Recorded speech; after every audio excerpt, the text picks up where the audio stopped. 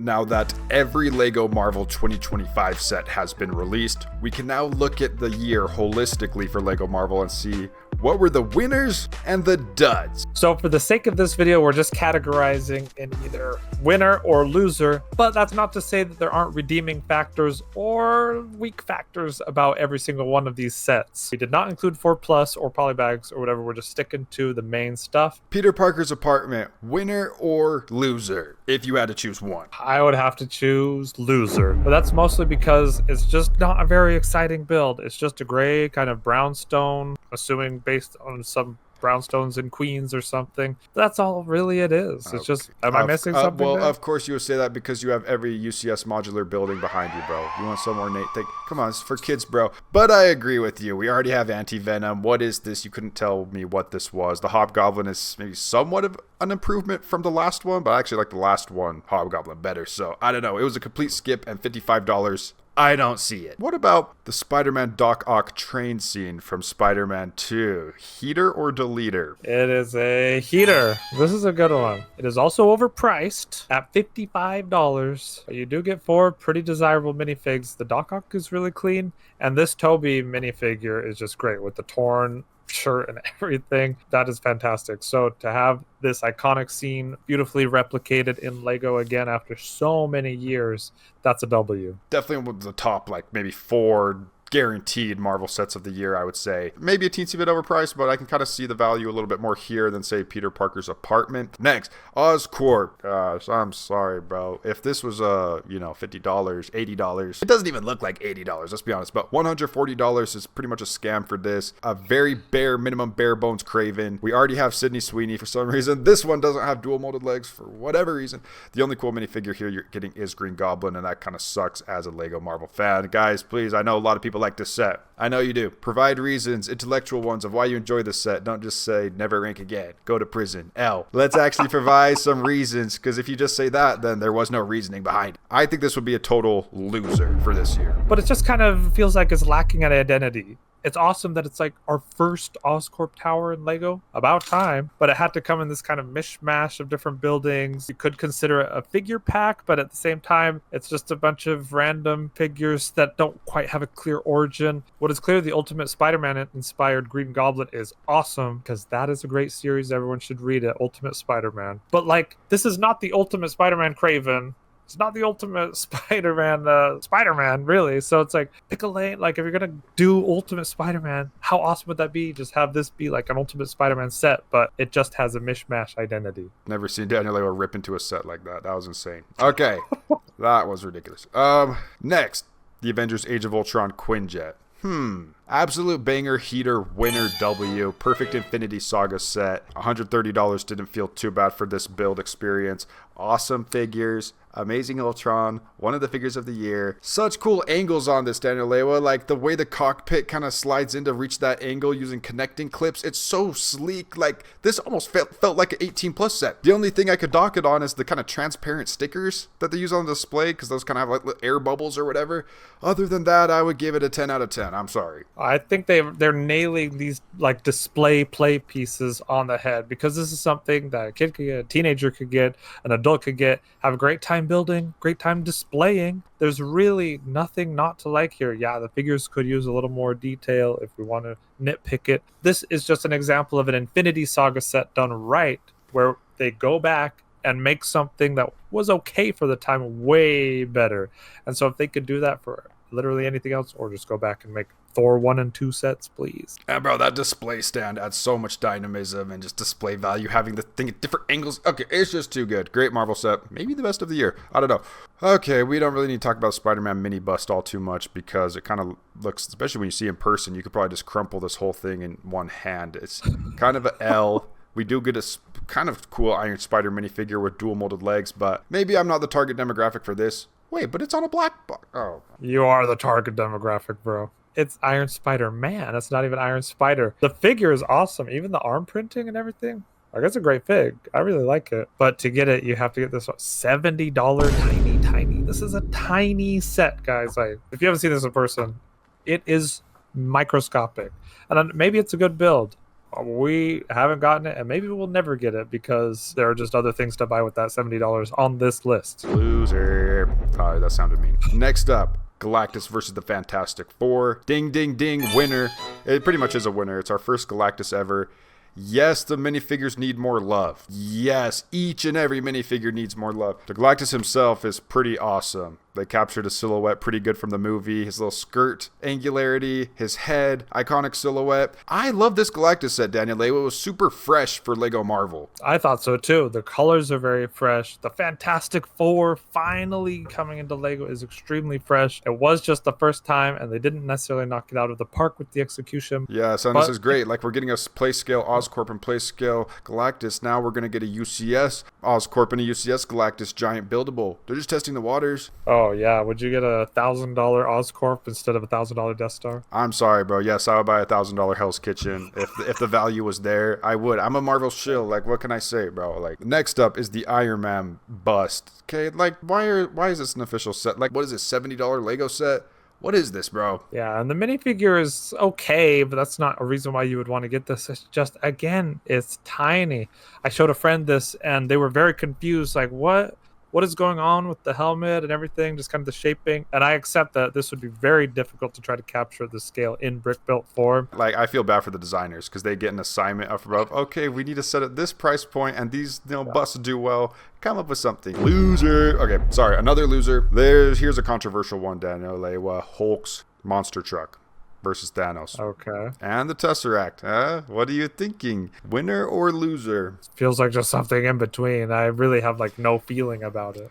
It is in between, and the weirdest thing is, maybe it's the adult in me talking, but if the Hulk had dual molded legs and the Thanos had leg printing, there'd be no question that this would be a winner. At the same time, like, this would be so fun for kids. I think, like, we don't see this in Lego Marvel that often, especially because they've been doing MCU for so long. We don't see a fun truck like this. The sad thing is you look back at the Red Hulk and Red She-Hulk versus the Hulk and She-Hulk, and that just had way more minifig detail, way more desirability, and now we kind of see where we're at the quality of things in 2025.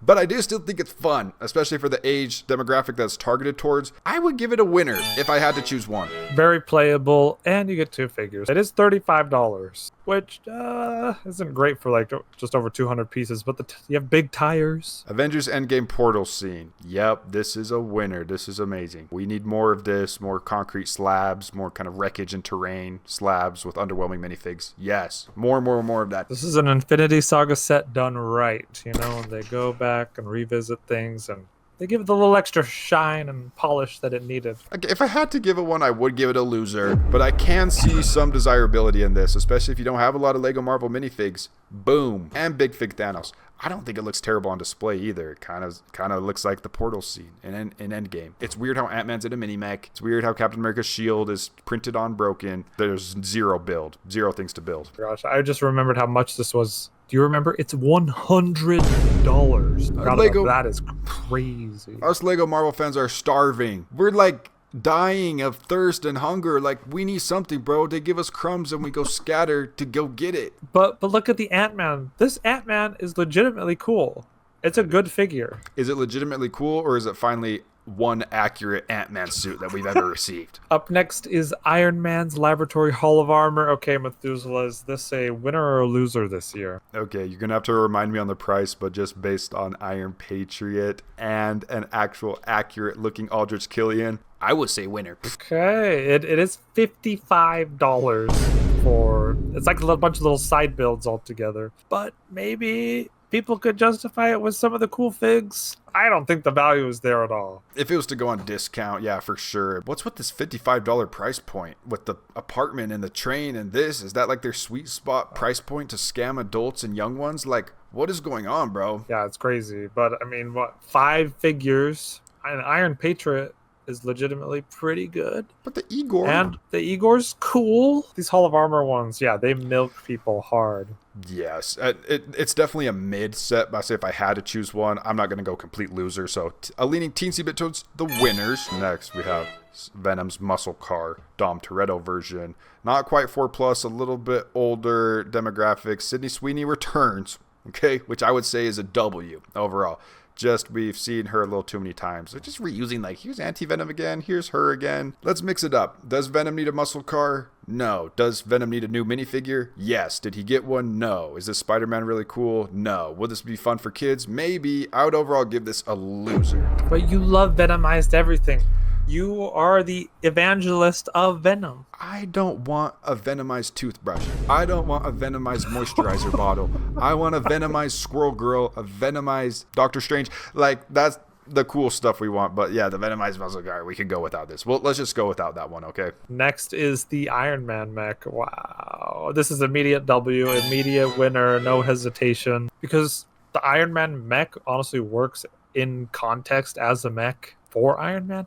And the Ultron is one of the best minifigures of the year, especially when it comes to Marvel figures and Ultron minifigures. Us Ultron fans were eating well this year with 2 amazing brand new Ultron minifigures. Like, I'm blessed as an Ultron fan. This was awesome. And the Iron Man minifigure too is amazing.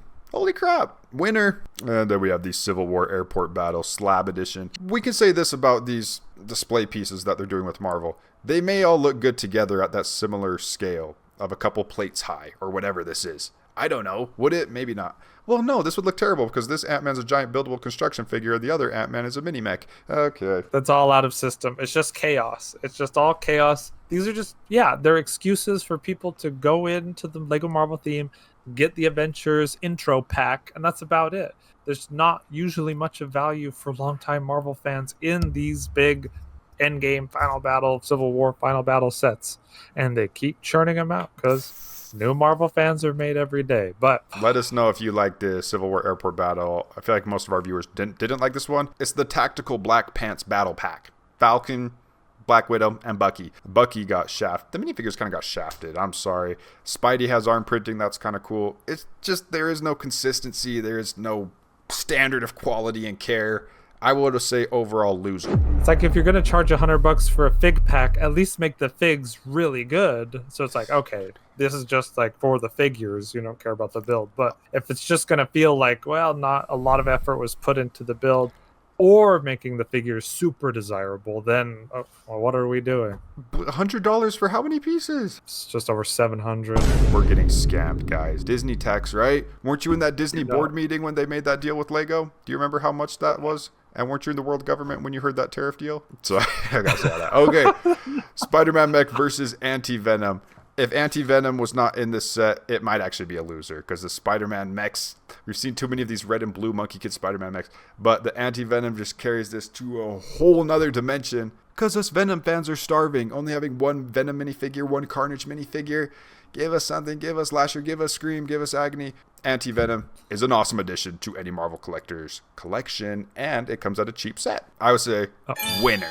Next is the Iron Man and War Machine versus Hammer Drones. Okay, I'll be the first to admit, I think it's great that some of these underserved movies get representation Lego like Iron Man 2. Where's the Thor 2 sets next? Anybody? Dark Elves? Generally, I would have to say this is a loser because, you get some kind of out-of-scale hammer drones. I like other War Machines better, but it's not bad. Like, and what is this, only $20? 23. Like, because we're stickler adults, we're like, these hammer drones aren't to scale with the minifigures because they're way too big. But as a kid, it gives you something to build. It gives an antagonist for the Iron Man and War Machine.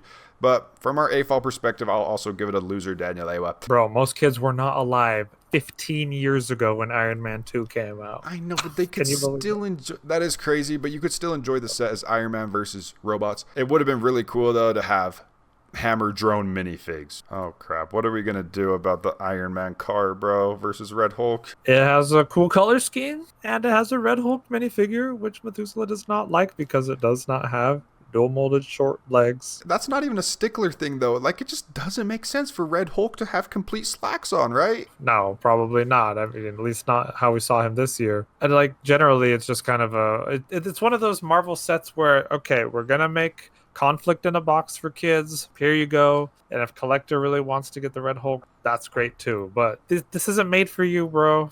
It's unfortunate. The comic-looking Iron Man minifigure from the mech is also here, which is really cool. And why not have Black Panther?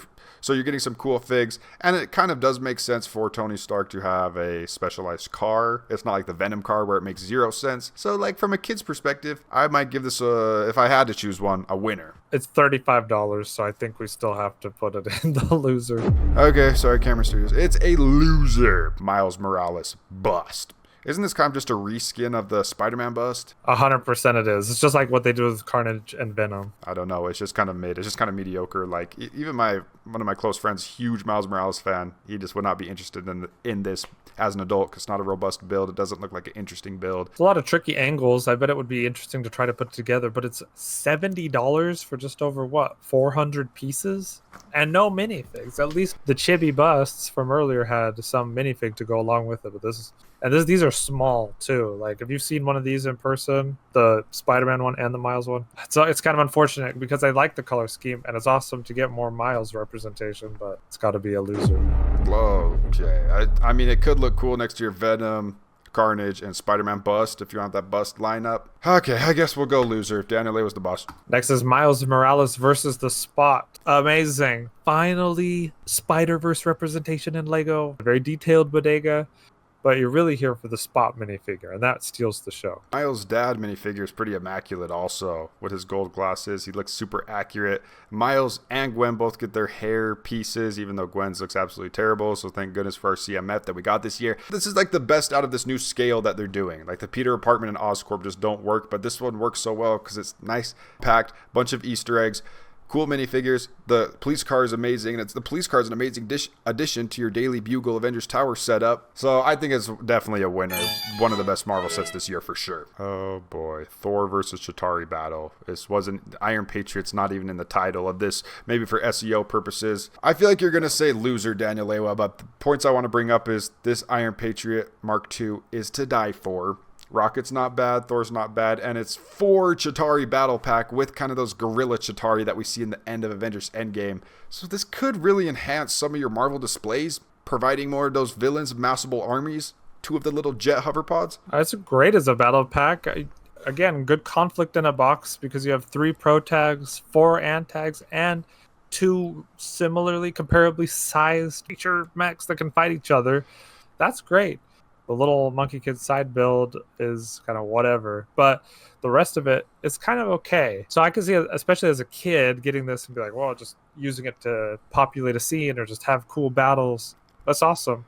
But the price, again, guess what it is? $55. Say it with me. $55. Yeah, so it's their new favorite price point. 4th on this list. Hey, if this was ever to go on discount or something, I might actually pick this up because that Iron Patriot is too good. I would say almost that it's a W Really? Because of the Patriot, and that it's a good massable battle pack, even though the price is like kind of a head shaker. And then we have the Buildable Marvel logo. Very super controversial. This one is so trash and so terrible, but the Star Wars one is so amazing and so dope, even though that one has no minifigures, no functions, no anything. I get this one's more of a box, but the letters were still so fun to build. It was really cool how they reached all the angles for those letters, and then building that Technic build inside to have the minifigures actually launching out, and you can replace any of these minifigures with other ones from your collection for an iconic Marvel display. I love having this on display. It's so fun as a Marvel fan, especially a Lego Marvel fan. I think it's awesome. And originally I was like, well, this is just the most corporate brand worship type set they could ever make. But after seeing Methuselah's, it's pretty cool for what it is. So if the design brief that they got was like, all right, you got to make a Marvel logo, at least the designers knocked it out of the park in making a very fun, displayable thing for all the Marvel shills out there. Where's Hawkeye? Who knows? Why do you want It's whatever. Oh, to complete the original 6 Avengers. That's why everyone was like, well, has everyone but Hawkeye? Otherwise, it's okay. For $100, in comparison to some of the other values on this list, this is honestly not too bad for what you get. I'm not complaining about World War II Captain America. Yes, please. I don't know if this constitutes as a Lego Marvel set, but this is, it's in the Lego Marvel theme. I guess it's technically the collectible minifigure series theme. But come on, these are Marvel minifigures. The Across the Spider-Verse CMF. What an incredible way to cap off a very uneven year for Lego Marvel. Because if we're looking at Lego Marvel as a whole, holistically this year, it was rough. But this really just cemented this as one of the coolest figure lineups ever. This is the best CMF of all time. Maybe we're just biased, but I think we can agree on that, right, bro? Yeah, I mean, you definitely do have to be a Spider-Man fan or Marvel fan to enjoy it, because if you're not a Spider-Man fan, you're just like, oh, great, the 12 Spider people, yay. But if you are a Spider-Man fan, you're like, holy crap, and every single figure on here is pretty much immaculate. I can't believe it. But yeah, this saved Lego Marvel a lot, and it was interesting to do it this way because we almost had an even amount of winners and losers doing it this way. So it actually wasn't the worst year for Lego Marvel ever, but having this just such sweetens the deal so much because we did not get a modular building this year because DC had to steal the limelight. It's fine. We had 4 in a row. We can rest. But honestly, I'd rather have this whole CMF than the Arkham Asylum. Yeah, I would say this CMF figure lineup is way more desirable than the Death Star figure lineup, and it's only $60 to get all of them. So much better deal. This kind of helps make up for not having that big direct-to-consumer Lego Marvel set this year, because this is just freaking awesome. Was our ranking off or was it on? Were we cooked or were we cooking? Were we cash or were we trash? Were we heat or were we delete? I remember at the beginning of this year, Matt and I prognosticated that Marvel was completely cooked this year, but I think in review, it's like when they hit right, they hit hard, but they can miss so hard. The pricing has been really rough, nowhere near as egregious as with Star Wars pricing this year. But it's like, when I'm looking at all this, I'm like, they keep reaching and grasping at straws. What do we make? Iron Man car? Thunderbolts is right there. Not a single figure set from Thunderbolts. Fantastic Four could have got way more. Fantastic Car, Herbie, tons of like Silver Surfer, so much other stuff from that. And of course, the other shows, Ironheart, whatever, Eyes of Wakanda. There's so much Marvel content that they don't even touch. Even comic stuff like the Ultimate run that's going on right now, and yet they're doing all this random stuff. I don't understand quite why that works, and that is Marvel 2025. You got to get accustomed to it, Daniel. This is what it's like being a Lego Marvel fan. You take whatever random crap is thrown at you and say, hey, I'll make do with this. You might get a banger every now and then. Thanks so much for watching this Lego Marvel video. As you can tell, Daniel Leo didn't really want to do it because What? Daniel Leo's passing away because it's another Lego Marvel video, but we did want to give a special shout out to all of our special channel members who are I'm Lidme, MC Goat, Uncle Michael, Uncle Norman, Oliver J, the Ginger Lender, Shui Lee, Grandma Susan, Norman Davis, Dr. Dan PhD, Sir Grizz, Richie Rage, Lankster Builds, Jaborgus, Mary KJ, Jolly the Brick Patch, Lego Man Cam, and Saysock. You're all real ones if you put Vespiquen in the comments below.